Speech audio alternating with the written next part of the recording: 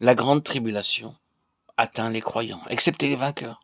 Il y aura ceux qui seront gardés de la tribulation, mais il y aura ceux qui, ayant été laissés, seront enlevés du milieu de la tribulation. Ceux qui viennent de la grande tribulation, dans laquelle ils ont lavé leur robe qui avait été souillée au contact du monde. Nous voyons donc ce que Dieu a en vue, ce qui est dans sa pensée. Nous voyons que le temps de la fin va être marqué par cet événement central, la constitution d'un groupe spécial, d'une phalange de vainqueurs. C'est à la suite d'un intense labeur spirituel que se formera ce groupe de vainqueurs que Dieu veut mettre à part. En se réservant ce corps d'élite et en l'enlevant auprès de lui, Dieu s'apprête à réaliser son dessein initial, sa pensée originelle. Et les changements qui vont survenir et dans les cieux et sur la terre sont tous en rapport avec cet événement-là. C'est sur la base des trois principes suivants que ce groupe sera enlevé. Ils ont vaincu à cause du sang de l'agneau. C'est là une des choses qui mérite de notre part un examen attentif. Beaucoup plus attentif que ce n'a été le cas jusqu'ici, à cause du sang de l'agneau. Il y a là quelque chose de fondamental, et à cause de la parole de leur témoignage. Le sang de l'agneau, c'est ce qui leur a été procuré du dehors, sans qu'il soit pour rien. La parole de leur témoignage représente leur contribution. Il faut que nous connaissions avant toute autre chose le fondement de la victoire tel que Dieu l'a posé. Ensuite, notre part de la victoire, la parole de notre témoignage, comment elle est un instrument de notre victoire. Enfin, pour ce qui est du prix à payer, le troisième facteur est ils n'ont pas aimé leur vie, leur âme, jusqu'à craindre la mort. Telle est, à mon avis, la situation dans laquelle nous sommes maintenant. Peut-être en ce moment, nous avons, nous, que le commencement. Nous y entrons sans doute. La lutte est si intense et la pression si forte qu'il semble quelquefois qu'on ne puisse pas en supporter davantage. Bien-aimés, est-ce que vous réalisez la portée de cette bataille?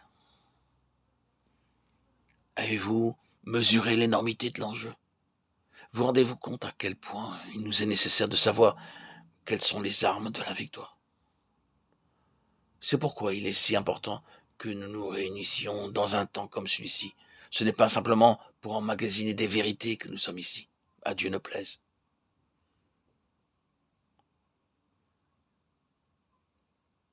Lorsque nous écoutons ce message, c'est une sorte de convocation solennelle qui nous réunit ainsi. Ce siècle est à la porte, et la souffrance, l'épreuve, l'intensité de la lutte spirituelle que nous traversons aujourd'hui, maintenant, ont une grosse explication. Vous le sentez bien, certains d'entre vous, cet assaut de toute chose contre votre vie spirituelle, cette pression qui devient presque impossible à endurer. Il y a une explication, bien aimée, et une explication dont les dimensions dépassent tout ce qui ait jamais existé. Dieu est à la veille d'atteindre son but et de changer la face de l'univers. Oh, merveilleuse perspective. Et tout cela, bien aimé, a son théâtre d'opération dans la vie des saints. Nous sommes là-dedans. Tout cela a lieu en nous. Peut-être pensons-nous quelquefois que la lutte serait beaucoup plus facile si nous voyions un dragon dressé devant nous. Si cette image prenait corps et devenait une réalité, nous saurions à quoi nous en tenir et ce que nous avons à faire. Mais c'est cette tension spirituelle, ce fait d'être constamment aux prises avec quelque chose qui se présente, non pas sous la forme pure et simple d'un antagonisme à ciel ouvert, d'un corps à corps avec l'ennemi, mais qui vient à nous le plus souvent dans ce que nous appelons les choses de tous les jours, les circonstances domestiques, les affaires. Oui, c'est là que la bataille fait rage. C'est par ce chemin-là qu'elle vient à nous.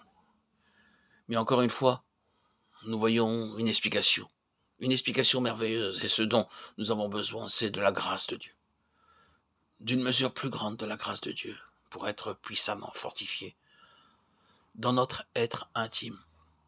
Oh, pour tenir la doctrine ne suffit pas, L'enseignement ne nous mènera pas loin. La lumière en tant que lumière seulement n'est pas toujours l'équivalent de la puissance. Non. La puissance, c'est la capacité de tenir jusqu'au bout. Ce n'est pas la lumière qui nous tient debout. La lumière peut nous aider à voir notre chemin, mais ce qu'il nous faut, bien aimer, c'est avec la lumière une force qui vienne d'en haut. Dans un temps comme celui-ci, il nous faut pour tenir rien de moins que la puissante intervention de Dieu dans notre homme intérieur.